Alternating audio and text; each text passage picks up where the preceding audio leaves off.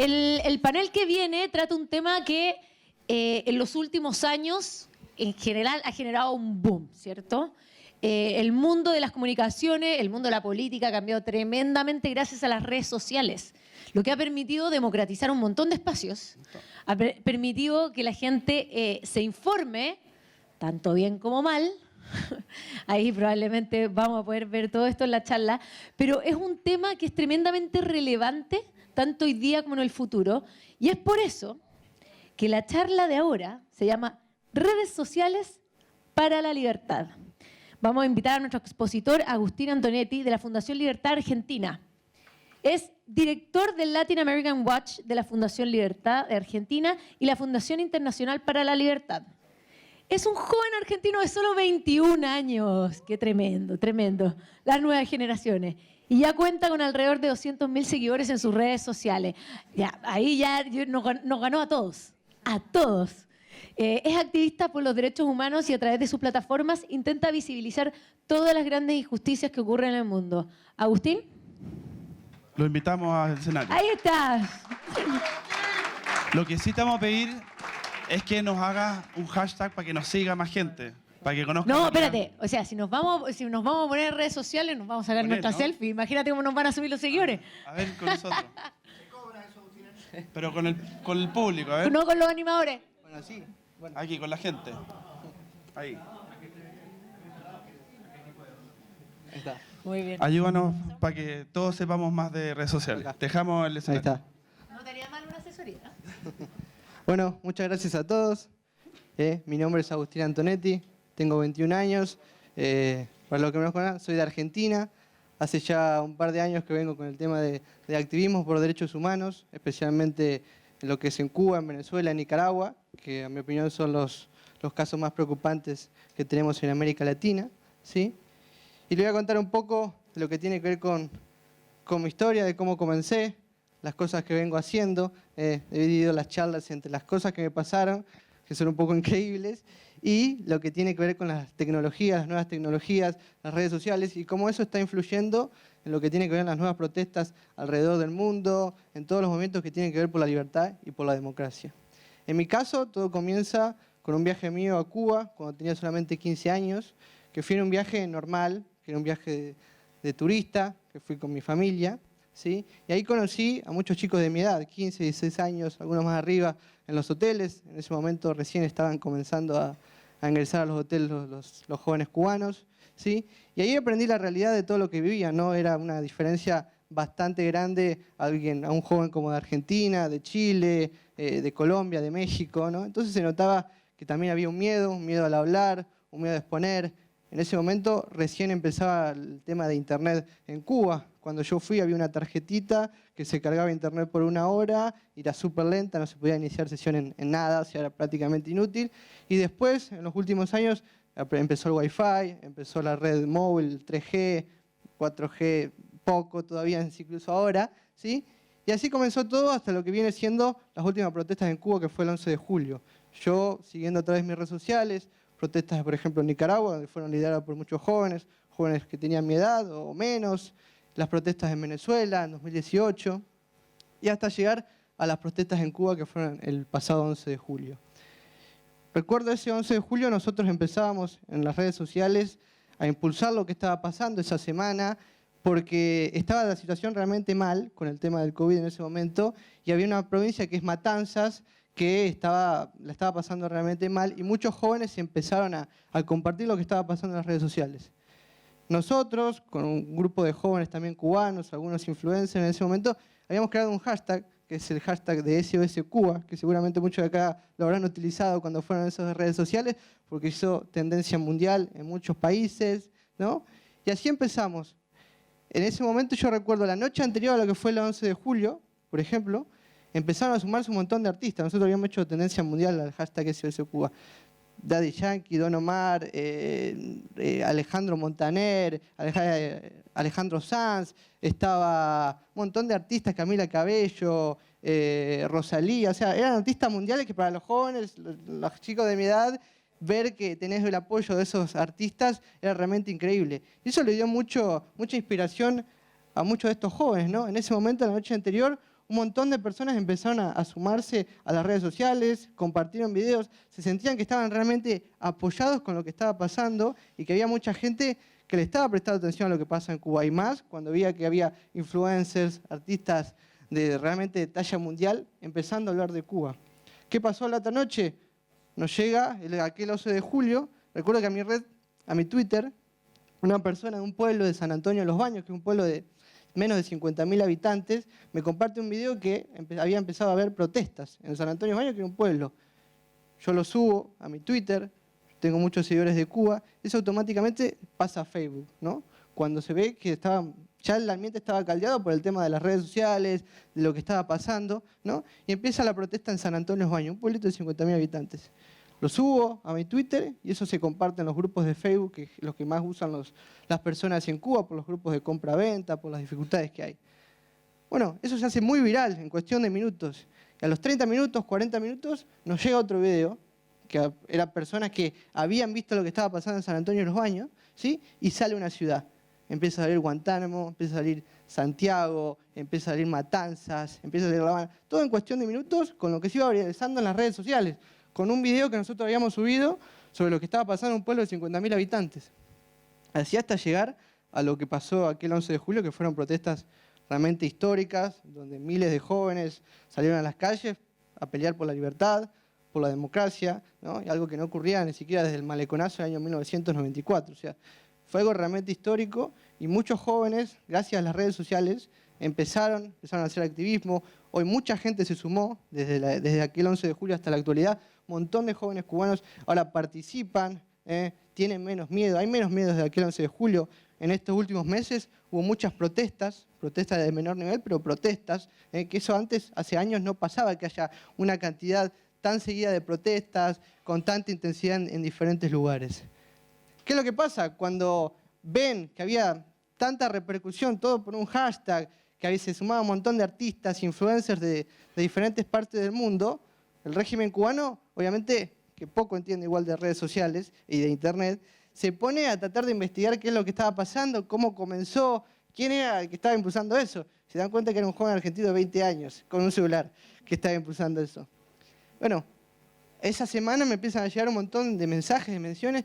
Están hablando de vos en la televisión cubana, en la radio cubana. El Grama te mencionó. Era todo un aparato de Cuba hablando sobre mí en ese momento, ¿sí? Y la primera mención que hacen de mí era un noticiero, ¿no? Un poco gracioso, porque dicen que yo era un operador internacional para debilitar los gobiernos de izquierda, y después dijeron que yo era un partícipe del golpe de Estado en Bolivia. No tenía ni Twitter, más o menos, ¿no? Fíjense, ahora le voy a mostrar los videos. Tengo los videos acá. Esta es la persona, el primero en el noticiero. Fíjense lo que va a decir. Bueno, ayer en este noticiero mi colega Humberto López se refería al uso de la guerra no convencional contra nuestro país.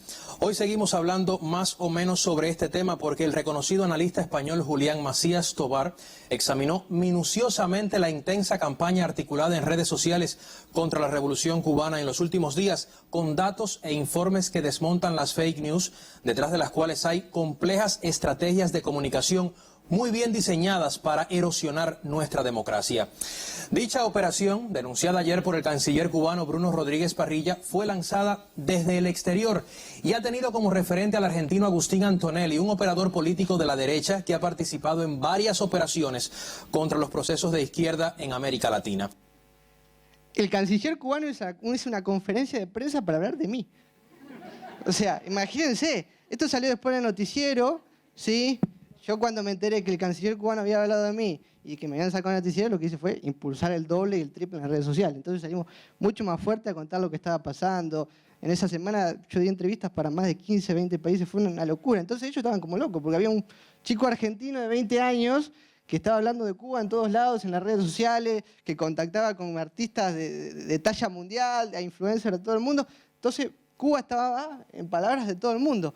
Entonces viene estas menciones en el noticiero y después ya, cuando ven que yo que sigo impulsando, que empiezo a hacer entrevistas en México, en TV Azteca, en Perú, en Chile, en Argentina, todas estas menciones, claro, pasan a subir el nivel. Directamente me empiezan a mencionar en lo que es la Mesa Redonda. La Mesa Redonda es el único canal de noticias que hay en Cuba, es el canal más importante, donde se hacen todas las menciones de lo que va ocurriendo, de la gente se informa, entre comillas, de lo que pasa en el país. O sea, ese es el programa más importante. Y fíjense acá lo que va a decir. Que está muy articulado también con los medios de comunicación. Y no es extraño que un jovencito de 20 años, influencer, este Antonetti argentino, que ha sido el centro en Twitter de toda la campaña, es el que dice, vayan a las 2 a tal lugar, reúnanse en tal lugar, y a la vez a él lo replican pues muchísimo. Se ha convertido de pronto en un gurú de los medios. Lo citan todos los medios de la derecha, lo convocan a dar declaraciones sobre Cuba, un experto sobre Cuba allá en la Argentina. Y por el otro lado también la manipulación.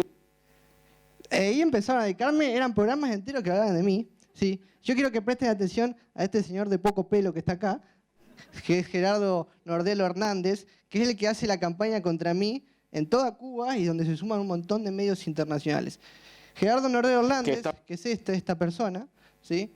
Es el ex jefe de la red Avispa, que es una red de inteligencia que operaba en los Estados Unidos.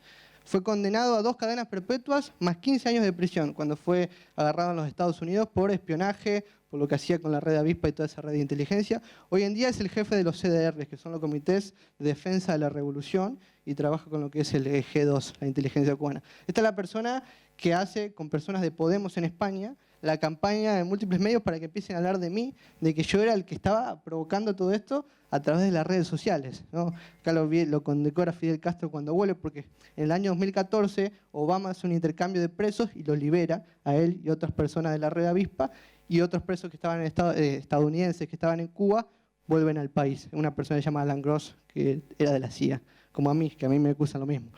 Entonces, esta persona, y claro, empiezan a mencionar un montón de medios. En La Jornada en México sacando notas sobre mí, o Página 12 en Argentina, El Granma me hizo tapas, bueno, Telesur ni hablar, RT, Russia Today también, hablando sobre mí, haciendo programas.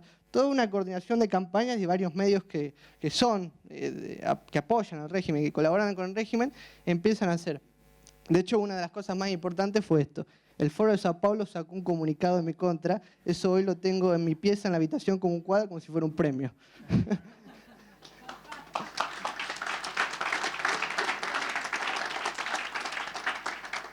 Fue el Foro de Sao Paulo, el Granma, todas esas notas yo las tengo. Para mí fue un premio, ¿no? Que el Foro de Sao Paulo saque un comunicado contra mí diciendo que era un mega operador, que eran los enemigos de las dictaduras de América Latina. Bueno, Diosdado Cabello también habló de mí en el programa. Jorge Arraza, que en ese momento era canciller en Venezuela, también habló de mí.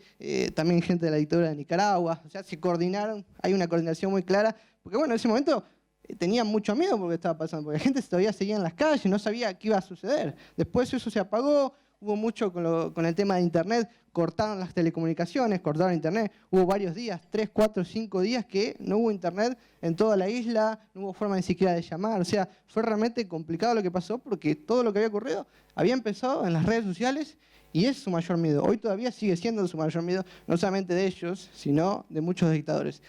Esta es apenas una introducción de después lo que voy a hablar, de cómo están influyendo. Voy a mostrar algunos ejemplos, algunas herramientas que hoy se utilizan, que para muchas personas son desconocidas y se están utilizando ya mismo en las protestas. Se utilizó en las protestas en Hong Kong, se está utilizando en Cuba, algunas aplicaciones incluso, y voy a mostrar. Pero antes, algunas de las últimas cosas que pasaron estos meses, porque esto no solamente me ocurrió esto, ¿no? Sino que López Obrador habló de mí en La Mañanera el mes pasado. Pero esto fue, quiero que escuchen lo que dijeron. Yo soy el fundador de una empresa que la creé 20 años antes de nacer. Escuchen lo que dijo. Bueno, quisiese hacer 2 precisiones. Antonetti es del fundador de Atlas Network y la Fundación para la Libertad son los demás que replican, no solamente en España, sino no sabemos si aquí en México también sean parte de esa red. Y bueno, yo soy el fundador de Atlas Network, de la FIL, de un montón de instituciones que hice 20 años antes de nacer, porque se crean en 1981 Atlas Network. Eso fue increíble.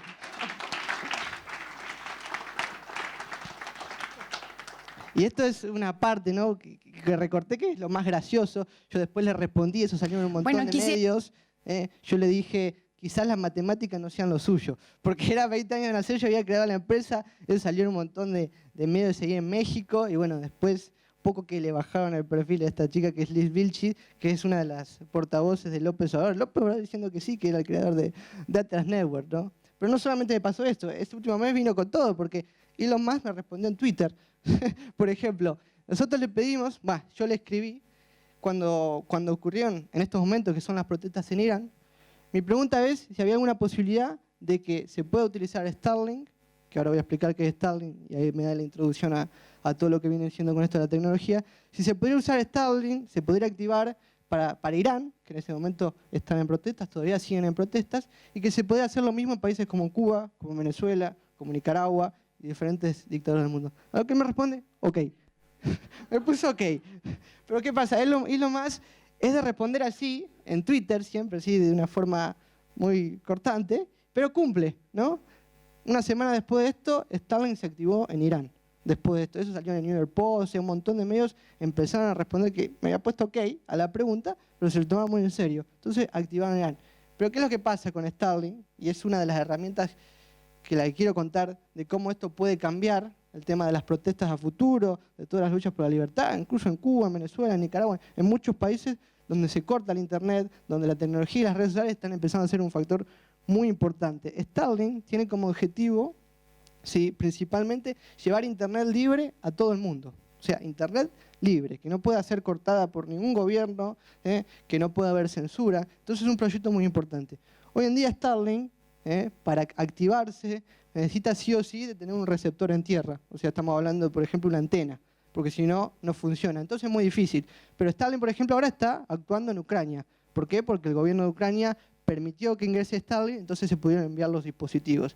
Pero ¿qué pasa? La tecnología está avanzando tanto que uno de los proyectos de Starlink, que está en desarrollo, es que se pueda recibir la conexión a internet satelital, ¿sí?, libre, solamente en los teléfonos. Entonces eso sería realmente un logro bastante importante, porque ¿qué pasa? Imagínense que nosotros queremos intentar llevar las antenas a Cuba. Es imposible, ¿no? Ninguna la aduana y nadie podría permitir que nosotros ingresemos con las antenas a Cuba. Lo mismo pasa en muchos países, no lo permitirían. Pero en cambio, cuando la tecnología avance, que es muy pronto, y se puede hacer que directamente se reciba desde los propios dispositivos móviles, eso va a ser un factor bastante importante, porque cuando cortan la internet, como vienen haciendo, no van a poder hacer nada porque va a haber gente que va a poder estar conectada. Y eso se puede activar para todo el país completo, incluso, como pasa ahora mismo en Ucrania, se activa y ayuda en grandes cosas. ¿Sí? Este, por ejemplo, es el mapa de los apagones a internet en el año 2021. Este fue el último que hay, ¿no? 182 apagones en por lo menos 34 países. Ahí se ve, por ejemplo, lo que ocurrió en Cuba el año pasado. Pero bueno, hay diferentes apagones, el mapa debe actualizarse, pero fíjense que son todos regímenes autoritarios, en su mayoría los que están cortando el internet. Y esto es un número que viene creciendo y manteniéndose, ¿no? Si ven en el 2018, 2019, 2020, 2021, pero lo que crecen son los países que intentan utilizar esto, ¿no? Antes eran 25 en 2018 y ahora ya son 34 países que directamente están empezando a cortar internet para nada más y nada menos que acallar las voces, perseguir personas, cortar las protestas, ¿no? Porque imagínense qué hubiera pasado en Cuba si el internet no se cortaba, ¿sí? Las personas en ese momento estaban saliendo a las calles porque se comunicaban y se contaban. En esta esquina está pasando esto, hay gente protestando en ese momento, porque nadie se va a ir a animar solo a salir en Cuba a protestar, a levantar un cartel, pues le va a pasar como a jóvenes como a Luis Robles, que hoy le dieron, en este último año le dieron 5 años de prisión por haber salido con un cartel solo a protestar en las calles de La Habana. Sí. Por eso quiero comentarles incluso algunas cosas que ya mismo se están desarrollando, ¿no? Y ya se aplican. Entonces, y esto es apenas un comienzo de algo nuevo que está empezando a realizarse y que en los próximos años, en las próximas décadas, va a haber cada vez más herramientas que van a ayudar a todos los que protestan, a todos los que luchan desde países autoritarios por la libertad y por la democracia. Este es un ejemplo. Fishbone. Esta es una red privada virtual, que es una VPN. ¿Qué es lo que hace? Prácticamente te geolocaliza a tu móvil o a tu computadora en otra ubicación, para explicarlo simplemente. O sea, una persona que está desde Cuba activa una VPN y puede aparecer como conectado en Estados Unidos, entonces la red no se bloquea, se le permite acceder a muchos sitios. En Venezuela, por ejemplo, se usa para un montón de medios que están bloqueados. En un montón de países generalmente se utiliza las VPNs, que es para poder acceder a lo que está bloqueado en el internet normal. Y eso es fácil, porque se descarga una aplicación en el teléfono y se activa. Fíjense lo que pasó. Cuando fueron las protestas en Cuba, 1.4 millones de personas se descargaban la aplicación esa semana. 1.4 millones de personas, lo cual es un montón. en su mayoría, o prácticamente todos los que lo hicieron, son jóvenes. Entonces, esos son datos que da la propia aplicación y muestra la cantidad inmensa de jóvenes cubanos que ya están con estos temas, que están metidos, que conocen las aplicaciones, que intentan prevenirse antes que el régimen les corte la conexión a Internet. Es un número bastante alto y bueno, también se utilizó en Irán, en China también se utiliza mucho porque como saben en China no hay Facebook, no hay Twitter, no hay YouTube, esas cosas no existen y si alguien quiere intentar hacer, tiene que hacer sí o sí por una VPN. Otra de las herramientas es la red Tor, que es un navegador de web de código abierto. Esto es un navegador que te permite estar en anonimato en Internet. Anonimato entre comillas, pero funciona bastante bien. Lo utilizan más de 3 millones de personas al día. En su gran mayoría son periodistas, ¿no? Esta es una red que sirve mucho para los periodistas que intentan informar desde países en dictadura, ¿no? Por su seguridad, para protegerlos. Entonces pueden entrar de una forma mucho más anónima a la red que conectarse a una computadora normal e ingresar. Y FireChat, que esta aplicación también es muy interesante, porque esta fue la aplicación que se usó en las protestas de Hong Kong. ¿Sí? Es una aplicación de mensajería anónima, que es conocido también como el WhatsApp sin Internet. Es prácticamente muy similar, o sea, permite chatear a las personas sin conexión a Internet cuando se producen estos apagones, de personas que estén al alcance. O sea, usa tecnología como puede ser el Bluetooth, el Wi-Fi Direct. Entonces, es muy importante para el tema de las protestas. En Hong Kong fue el lugar donde mejor se utilizó en el tema de las protestas. En ese momento, cuando fueron en 2014, en un solo día, más de 100.000 personas se descargaron la aplicación y cuando salieron a las calles, todos estaban conectados a través de esta aplicación para comunicarse. ¿Sí? Y son algunas de las herramientas, de todas las que están empezando a desarrollarse, porque hay muchísimas. ¿Sí? Y como digo, esta tecnología enfocada directamente a lo que tiene que ver con estas protestas, con las luchas por la libertad, por la democracia. Obviamente, por ejemplo, el enfoque de Starlink es muy reciente, o sea, recién está empezando a comenzar, pero ya hay muchas herramientas muy importantes que están empezando a ser utilizadas, porque el propósito de muchas de estas aplicaciones no fue por eso, pero empezaron a desarrollarse para eso, se empezaron a utilizar para eso, y ahora están empezando a crear muchas aplicaciones para eso, lo que crea un futuro que puede ser realmente interesante pensando en todas estas herramientas que pueden saltear la censura en estos países. ¿Sí? Y como pueden ver acá, ¿sí? Tratando de cerrar, este es el índice de democracia mundial, este es el último reporte de The Economist, ¿no? Demuestra menos de la mitad del mundo, ¿sí? Hoy vive en democracia. Fíjense lo que está pasando y cómo los regímenes autoritarios igual empiezan a ganar terreno en el mundo, ¿no? Son pocos los países que tienen realmente una democracia plena, ¿sí? O una democracia moderada. Fíjense lo que pasa con los regímenes híbridos. México empezó a entrar a ese lugar. Bolivia, que está pasando ya más al lugar de las propias dictaduras, que un régimen híbrido como lo clasifica, ¿sí? Y bueno, ni hablar de Cuba, de Venezuela y de Nicaragua. Son pocos los países, ¿no? Fíjense, los mejores en nuestras regiones, Chile, es Uruguay, ¿sí? Entonces, vemos cómo empieza a pasar incluso en América Latina, que esta imagen empieza a cambiar. Ni hablar de la otra parte del mundo, donde prácticamente no hay otros colores, ¿no? Y acá están los datos en sí. Fíjense, los regímenes autoritarios cómo están ganando terreno. Este es el porcentaje, ahí se ve, de las democracias plenas. Apenas un 6.4% de la población mundial vive en una democracia plena. Son 21 países nada más en todo el mundo. Es un porcentaje de 12% de todos los países. Acá, las democracias regulares, también podríamos llamarla, ¿sí? También es un 39% de la población mundial, son apenas 53 países. Eso representa cerca del 30% del número de países. Y fíjense qué es lo que pasa con estos últimos dos, los regímenes híbridos y los regímenes autoritarios, las dictaduras, ¿no? ¿Sí? 34 países con regímenes híbridos. El mejor caso en Latinoamérica puede llegar a ser Bolivia, ¿no? Más tirando hacia lo que es una dictadura, para algunos también considera una dictadura. Ese es el 17% de la población mundial. Y esto es lo que pasa con directamente los regímenes autoritarios, o sea, las propias dictaduras. Son 59 países del mundo. Eso representa, bueno, un 37% de la población mundial, que es muchísima gente, ¿no? Muchísima gente del mundo que vive todavía en una dictadura. Nosotros lo que pasa es que estamos, fíjense, son 35% de los países del mundo. ¿Y por qué esta mención de este último dato y de que la cantidad de población que representa? Casi un 40% de la población mundial viviendo en dictadura. es que en lo que tiene que ver con las nuevas generaciones de jóvenes, están empezando a surgir nuevas ideas, están empezando a surgir cientos de líderes en todo el mundo, en países que quizás no le prestamos tanta atención porque vemos qué es lo que hacen los jóvenes en Europa, en Estados Unidos, jóvenes del primer mundo, quizás tienen otro problema, pero no representan tanto un porcentaje tan grande como el que vemos acá, de jóvenes que viven en dictadura o jóvenes que viven en regímenes híbridos, ¿sí?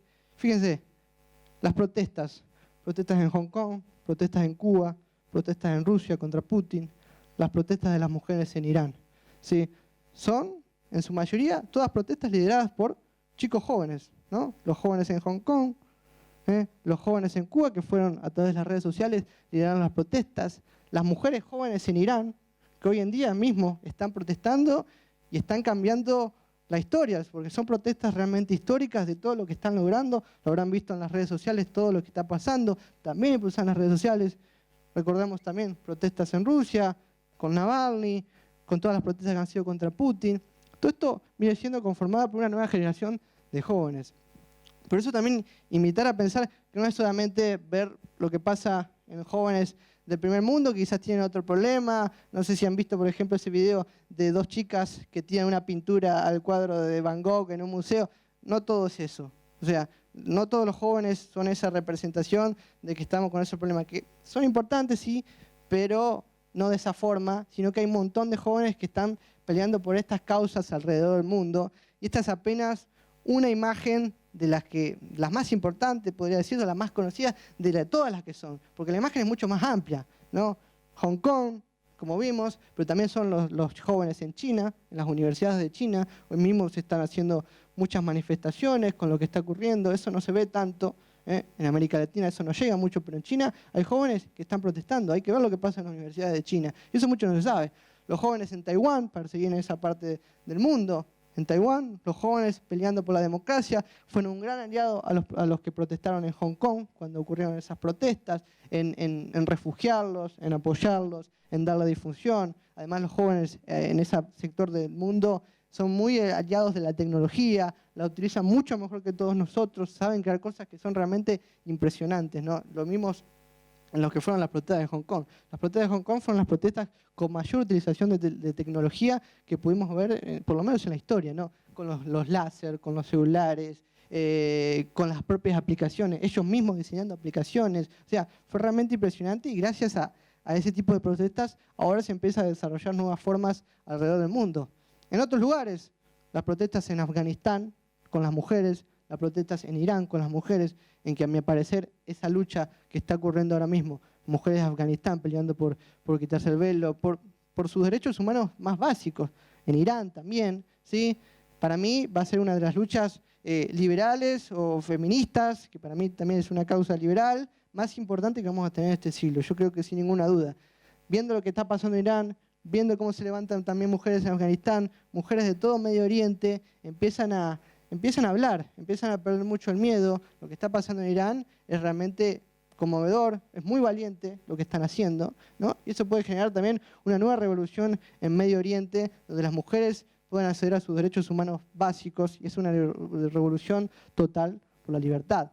Vemos también Bielorrusia, ¿no? Contra dictadores como Lukashenko, en Rusia contra Putin, también muy aliados. Tampoco olvidar también lo de Tailandia, quizás esto mucho acá no se habla en América Latina, pero los jóvenes en Tailandia también tienen una alianza con los chicos de Hong Kong, con las personas de Singapur, por ejemplo, de Taiwán, que es una alianza también tienen por la democracia y eso es muy fuerte en esa parte del mundo. Tienen varios grupos, varias comunidades donde hablan sobre las protestas, donde hablan sobre la libertad, sobre democracia, sobre cómo organizarlas, ¿no? Están haciendo algo realmente muy bueno. Y ni hablar de Cuba, de Nicaragua, de Venezuela, ¿sí?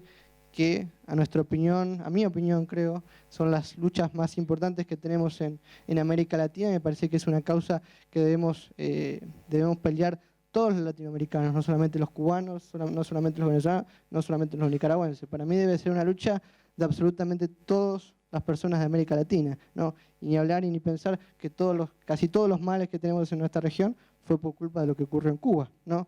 Después pasó a Venezuela, después pasó a Nicaragua, y vamos viendo cómo eso sigue desarrollando en los diferentes países. Por eso, ¿cuál es el punto acá? ver todo lo que está pasando en el mundo con muchos de estos jóvenes, las ideas que se están haciendo, las herramientas que le están llegando. Son muchas herramientas que si pensamos hace muchos años era imposible de que se nos ocurriera, ¿no? De que va a haber países que van a tener internet libre venciendo la censura de los gobiernos, que va a haber formas de comunicarse incluso sin internet, con aplicaciones, un montón de herramientas nuevas. Incluso algo que mucha gente no conoce, ¿sí?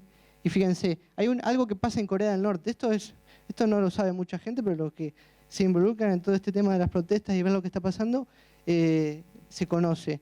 Después búsquenlo en internet, bueno, no, es la generación Hamadan, es difícil, pero lo van a encontrar incluso escribiéndolo así. En Corea del Norte se están empezando a introducir USBs para tener información, pero hoy en día se utiliza más para ver películas de Corea del Sur. Pero bueno, estamos hablando de Corea del Norte, el país más cerrado del mundo. Eso ya es un avance realmente inmenso. O sea, está pasando en absolutamente todos los países, de los más cerrados hasta los más abiertos. Todas estas tecnologías, toda esta herramienta, en los próximos años, porque para mí esto apenas recién está comenzando, es una lucha que se va a hacer en las próximas décadas, y que ya comenzó en países como vemos con Cuba o todo lo que vemos acá. Entonces va a ser muy importante. Yo creo y tengo la esperanza de que todas estas nuevas generaciones, con las herramientas, con las ganas de libertad y de democracia, con ver el porcentaje del mundo, lo vimos en los mapas anteriores, qué porcentaje de jóvenes en el mundo, casi un 40% de la población mundial y más, si sumamos los regímenes híbridos, están bajo regímenes autoritarios. Entonces, eso crea semillas de muchas generaciones de jóvenes que se van a dedicar en los próximos años a pelear por la libertad y por la democracia. Y lo estamos viendo. Sí, vemos ahora la cantidad de protestas que están ocurriendo en el mundo.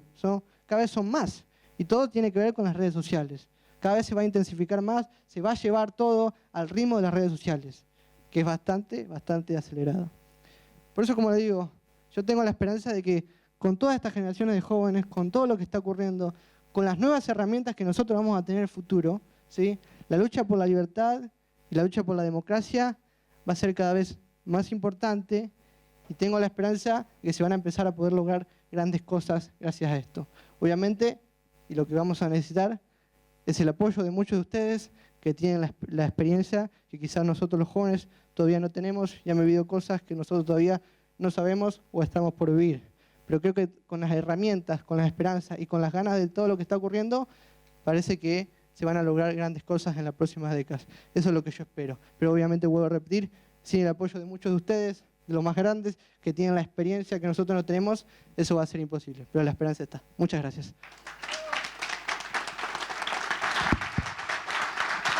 Qué grande. Qué gran expositor. Oye, Agustín, te pasaste. Tremendo. Increíble. Realmente quedamos fascinados contigo. Estamos en shock. Sí, una generación que viene con ese nivel de preparación y espíritu por mostrar lo que pasa alrededor del mundo, el autoritarismo y sus resultados, y finalmente como las redes sociales han logrado movilizar a la gente y visibilizar lo que está pasando, sobre todo en esos países que reprimen la información y la gente no tiene acceso a mostrar lo que ocurre. Entonces, el mensaje que nos diste es fundamental, te lo agradecemos, y viniendo alguien tan joven y lo que has logrado hasta ahora, nada más que sacarnos el sombrero. No, y ¿cierto? felicitarlo por ser fundador de Atlas, de la FIL. Sí, ¿cómo lo hiciste ¿Cómo? antes de nacer? No estabas ni planificado y creaste el Atlas Network. Yo lo encuentro increíble, o sea, ya No, después de ese esto ya es currículum- una tecnología que ni siquiera da para redes sociales, es como otro nivel de tecnología. Oye, pero voy a decir algo. Nos quedan 15 minutos y te queremos aprovechar. Así que yo voy a hacer vamos a ser dictadores y pedir preguntas, porque no podemos desperdiciar 15 minutos de este tremendo... Es verdad. Ya, paso yo entregando el micrófono para que puedan hacerle preguntas. Creo que es una instancia espectacular, y gracias por esos 15 minutos. Hola, Agustín. Hola.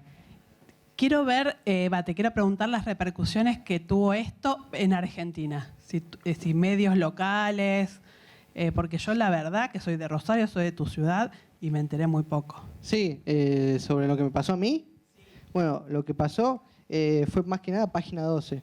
Página 12 lo hizo, C5N, obviamente también mencionó esto. Pero bueno, fue menciones que pasó cuando ocurrieron las protestas en Cuba. Fue esa semana más que nada que habló Página 12. Es más, Página 12 lo que hizo, fíjate, copió y pegó lo que había puesto el Granma. O sea, ni siquiera modificó lo que se había escrito. O sea, directamente copió, pegó y lo puso en la página del diario. Eso salió en el diario impreso. O sea, para que veas con la facilidad de que ellos pasan y no miran ni siquiera lo que ponen. Bueno, soy el fundador de Atlas Network, o sea, imagínate.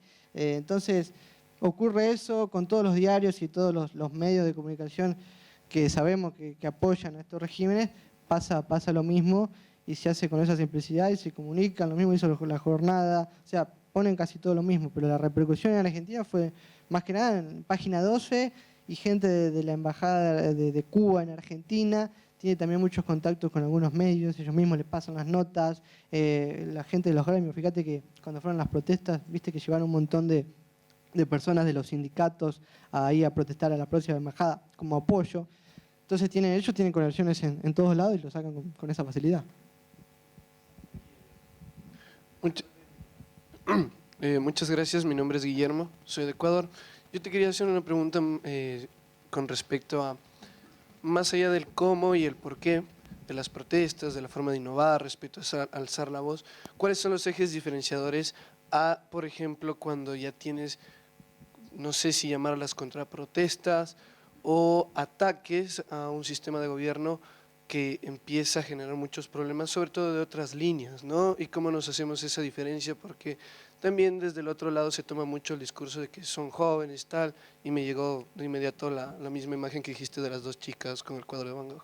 Claro. Vos te referís, por ejemplo, a tipos de protestas como la que ocurrieron, no sé, en Ecuador, en Chile, en Colombia, donde se citaron las redes sociales. Bueno, eso es parte de la propia naturaleza de los jóvenes, ¿no? En muchos sectores del mundo no todos los jóvenes van a ser liberales, ¿eh? Esto va a seguir pasando, o sea, va a haber protestas en Chile, en Colombia, en Ecuador, en Latinoamérica, que puedan ser con otro tipo de motivos. O sea, los jóvenes en el mundo van a seguir protestando de diferentes formas. O sea, por ejemplo, con la idea de esto es mostrar que gigantesca parte de la población está en este momento protestando por temas como la libertad y por la democracia, y que no son solamente esos jóvenes los que representan a toda la juventud. La juventud es mucho más amplia y visible, incluso en los propios datos, de que es mayoritaria a la que nosotros creemos que protesta por otras cosas.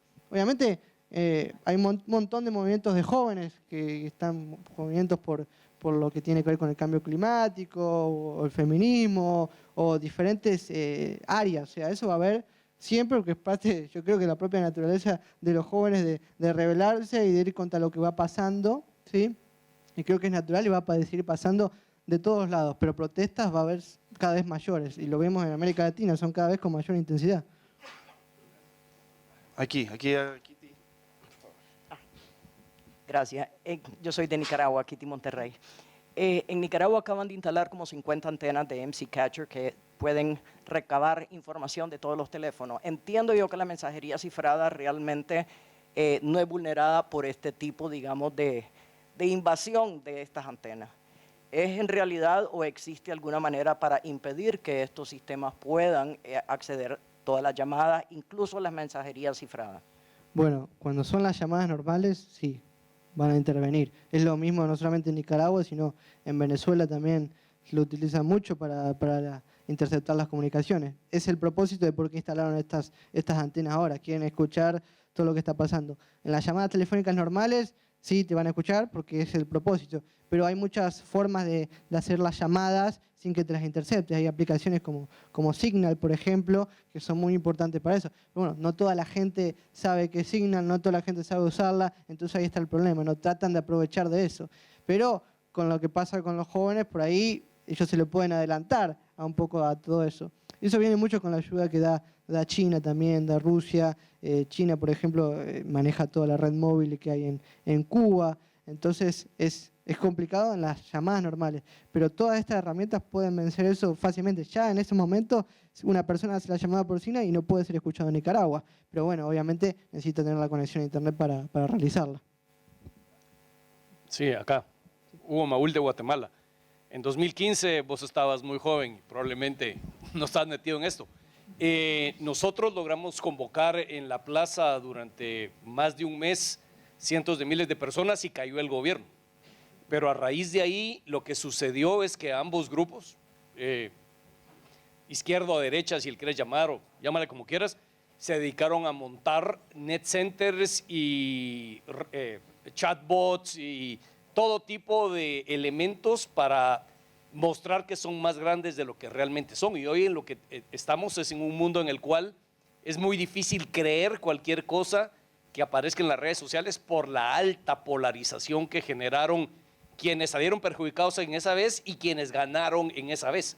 Entonces hoy yo sinceramente te felicito por lo que lograste, pero ¿cómo haces para rescatar el valor de esto cuando ya estás metido en una... hoy en la mañana le llamaron digamos, en la guerra del escarnio y desprestigio? Y lo otro es que es una lección en Guatemala. No hemos podido volver a hacer lo mismo, porque aquella vez lo que ocurrió fue un chispazo que prendió, pero a través de las redes, ahora que quizás hay más necesidad, simplemente no logras la convocatoria. Se ha intentado y llegan 15, 20 personas a la plaza y no pasa más. Entonces, ¿cómo crees que se puede sobrevivir en este ambiente enrarecido y cómo se da el chispazo a estos movimientos? Bueno, generalmente los chispazos suelen ser muy espontáneos, o sea, es casi imposible organizarlo así de la nada o buscándolo, eso se hace muy difícil. Todos los casos que vimos son todas cosas espontáneas, pasa algo que realmente la gente le afecta o lo ve directamente como algo realmente peligroso, algo que pasando, y ahí toma conciencia. Generalmente son chispazos lo que ocurre, ¿no? Cuando vimos en Cuba, por ejemplo, fueron la situación que estaba pasando en el COVID de Matanzas, ¿no? Y Cuba tiene muchísimos más problemas que solamente en ese momento, porque tenía apagones, tenía gente con hambre, tenía gente que no tenía medicina. En cambio, empezó a pasar eso del COVID, empezaron a activar las redes sociales y la gente salió a las calles teniendo un montón de problemas. Pasa en muchos países, bueno, en Argentina también tenemos un montón de problemas en este momento y no salen a las calles, o sea, eso va a seguir pasando en muchos países. Sí. Y lo que pasa también con lo que decís vos con el tema por ahí de la desinformación, eso también, eso está incluso incentivado por estos propios regímenes, ¿no? Porque la gran mayoría de los bots que hay en Internet provienen de Rusia, provienen de China, son los que manejan todos los bots. Y si ven, vayan a ver ahora el Twitter, por ejemplo, de Maduro, de Díaz-Canel, van a ver que la cantidad de todos los retweets que tiene son todos bots. O sea, debe tener 100 retweets y debe tener después 2000 que son todos bots. Que no les sirve para nada igual, porque cuando se generan respuestas, cuando se hacen estas tendencias, se dan cuenta que es falso y no se hace mucho. Incluso cuando a nosotros nos pasó con Cuba, ellos intentaron hacer como una contrarrespuesta en las redes sociales con todos los bots y con lo que tiene con la UCI, que es la Universidad de Ciencias Informáticas, donde toda la gente que estudia informática allá en Cuba las ponen como en troll centers para hacer cosas. O sea, directamente todos los jóvenes universitarios los ponen obligatoriamente a poner cosas en Twitter, a hacer hashtag, a responderle a X personas. O sea, eso lo hacen. Pero no tienen impacto de la espontaneidad y de todo lo que lo logra la gente real, ¿no? Porque una tendencia de un régimen no te va a impulsar un montón de influencers, de artistas, no se van a crear, por ejemplo, posteos más reales, que realmente se hagan viral. Es muy difícil y por más que tengan los bots, con el tema pueden ser en temas de, por ejemplo, en videos, ahí sí puede tener más efectividad, pero en algunas redes sociales no. Lo que sí usan mucho ellos es intentar de poner la desinformación en las redes sociales a propósito. ¿Por qué? Porque una vez que ponen la desinformación en redes sociales, ponen que hay desinformación de los dos lados. Entonces ellos ya lo utilizan para tratar de bajar, para que no se crea lo que estaba pasando. Cuando pasó la protesta en Cuba, ellos mismos ponían videos falsos y fotos falsas, ponían videos de cuando fue en Egipto, ¿no? Las protestas en Egipto, en el malecón en Egipto, lo ponían a propósito ellos mismos para que desprestigiara a todos los que estábamos poniendo las cosas que estaban pasando en las protestas en el verdadero malecón en Cuba. Ellos mismos se ponían el tweet que no tenía ni un solo like y después lo pasaban en la tele diciendo fíjense cómo están mintiendo con las cosas que están pasando y la gran mayoría de imágenes que van a ver son falsas. Pero es cada vez más difícil, a ellos les cuesta mucho el tema de las redes sociales y la tecnología.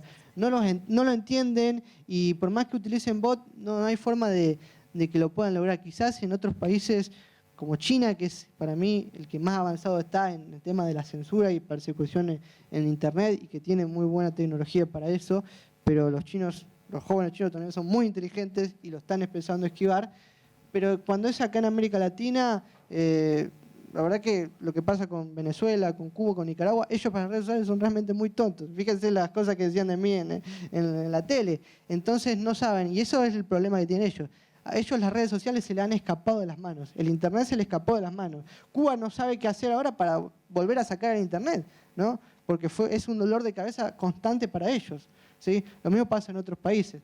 Entonces, por eso creo que con todas estas herramientas y todo lo que está pasando, va a ser cada vez mejor. Y además con el tema también de la propia desinformación que vos decís, también hay muchas herramientas para eso que se están empezando a desarrollar, para intentar tratar de combatirlas. Entonces, eso ayuda mucho. Por eso el mensaje también de un poco de esperanza con esto. ¿Voy? Agus, ¿qué hay después del hashtag, del trending, de ese momento en el que todos nos emocionamos porque se llevó a números altísimos en redes sociales? ¿Cuál es la expectativa de los jóvenes más allá de eso?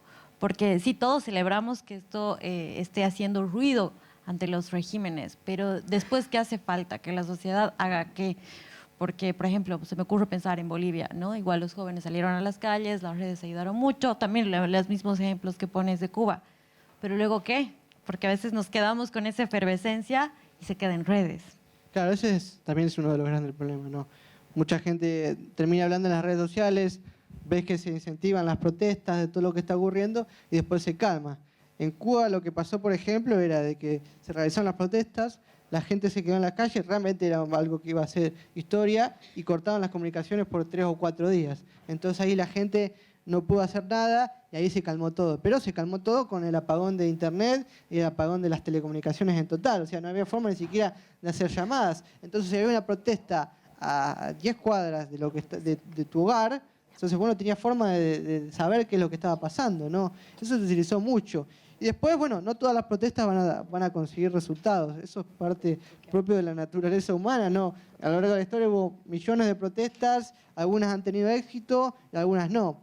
Generalmente lo que ocurre, y a mi parecer, es como una semilla que se planta, se empiezan a realizar protestas y después a lo largo del tiempo termina ocurriendo. Porque, a ver, no hay dictadura que no haya caído en el mundo, ¿no? Las más largas, bueno, la de Cuba, 60 años. Pero vemos que está en un momento realmente crítico y se están empezando a hacer cosas que antes no pasaba. Es probable que muchas dictaduras sigan, que tengan sus años, pero lo que hace todo esto de las redes sociales es poner las semillas para que empiecen a caer, para que se empiecen a generar nuevos jóvenes que se metan, que traten de responder, de hacer cosas. Entonces, es como una semilla que se planta y que con todas estas herramientas empieza a desarrollarse más pronto. No es que va a haber una protesta en un lugar y ya de ese día va a caer la dictadura. No, eso es realmente muy difícil. Yo creo que va a ser una cuestión de tiempo, de un montón de cosas que vayan pasando que van a ayudar a que esto por fin pueda caer. Como cayeron un montón de dictaduras a lo largo de la historia, como cayó el muro de Berlín, que no cayó de un día para el otro, sino que fueron múltiples procesos. Me parece que el camino que se va a llevar es ese, ¿no? El de muchos procesos, el de muchas cosas. Pongo otra vez el caso de Cuba. Desde aquel 11 de julio, ahora vemos un montón de protestas que antes no pasaba. Hace 5 o 10 años, ver que haya tantas protestas seguidas en una semana por los apagones, por diferentes cosas, o que la gente empieza a pedir cosas que antes no se pedía, todo eso es reciente, es nuevo y se empezó a realizar después de que la gente perdió el miedo al 11 de julio. Aquí hay 2 preguntas más, solo para Agus, que nos quedan 3 minutos, para que la gente pueda ir al coffee break. Hola Agustín, Sofía. Yo te quería preguntar, para quienes somos periodistas y manejamos redes sociales de instituciones que promueven obviamente valores como la libertad, o en este caso una línea política muy marcada, pero ¿hasta qué punto o qué consejos nos podrías dar de cómo también tenemos que manejar mucho una imagen como institucional, pero que al mismo tiempo hay que dar como una voz de política, pero cómo también romper un poco, que de repente tenemos que cuidar mucho la imagen institucional para realmente también tener más seguidores y todo? ¿Qué nos recomiendas realmente? Bueno, el tema de aumentar seguidores en las instituciones generalmente es muchísimo más difícil que lo suba una persona normal, ¿no? Por todo el manejo y el cuidado que hay que tener, por más que una persona lo tenga, la institución generalmente saca contenidos que jóvenes por ahí no se van a poner a leer o no los toman mucho en cuenta. Eso pasa en todos, ¿no? Creo que la clave más que nada es ser en la interacción, ¿no? Cuando se desarrollan, por ejemplo, algunos videos, ¿no? Que sean muy interactivos, que muestren algunas cosas que se hagan, por ejemplo, con tendencias en algunas redes sociales nuevas. No se pide, ¿no?, que se pongan a hacer TikToks, pero sino que vean cómo están llevando las cosas los jóvenes, que se copien los diferentes posteos. A veces hay un nuevo método de estilos de los posteos en Instagram, que es contar en diferentes fotos de una forma muy simple qué es lo que está pasando en un lugar. Hoy un montón de jóvenes, un montón de cuentas están haciendo eso. Es una forma fácil de crecer con los seguidores. Ese tipo de posteo es el que mejor está funcionando en las instituciones. Nosotros en la parte de Fundación Libertad tenemos uno que es el Grupo Joven, que es un grupo joven de la Fundación Libertad, y hacemos esos posteos y están empezando a tener un montón de likes, más de 1.000, 2.000 likes, y es una nueva forma, un nuevo método que para mí está muy interesante.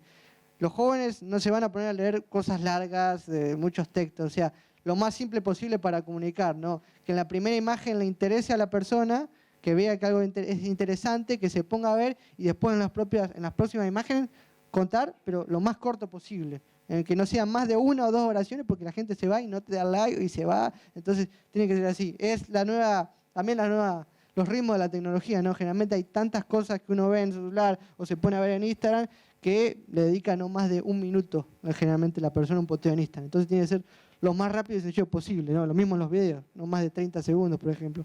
Esa creo que es la forma más efectiva de cómo subir seguidores, de cómo ganar, de cómo generar interacciones. Okay, gracias. Hola Agustín, siguiendo un poco con esa pregunta, quisiera saber, porque actualmente la política está bastante cuestionada, las instituciones, hay una crisis también respecto a eso, ¿cómo se puede responder a través de las redes sociales y también fomentar? Tú hablabas de contenido, pero hablabas de formato. ¿Cómo se podría hacer un contenido más creíble también para la ciudadanía? Por ejemplo, a mí me toca contestar todos los días o ver bastantes críticas a través de la cuenta del partido, y no solamente nos pasa a nosotros, sino a todas las cuentas. Entonces no sé qué nos puede sugerir. Bueno, usted tiene el trabajo más difícil para las redes sociales, ¿no? Porque subir en los partidos y subir en las instituciones es muy, muy difícil. Hay que ingeniársela realmente muy bien para tratar de crecer, ¿no? Tampoco hay que arriesgarse mucho y pasar de contenido a que sea muy forzado, ¿no? Porque cuando uno ve que hacen esto exclusivamente para los jóvenes, a los propios jóvenes no les gusta porque se dan cuenta que es algo forzado, entonces termina teniendo la reacción que vos no querés, ¿no? Incluso te termina insultando por algo que vos intentaste.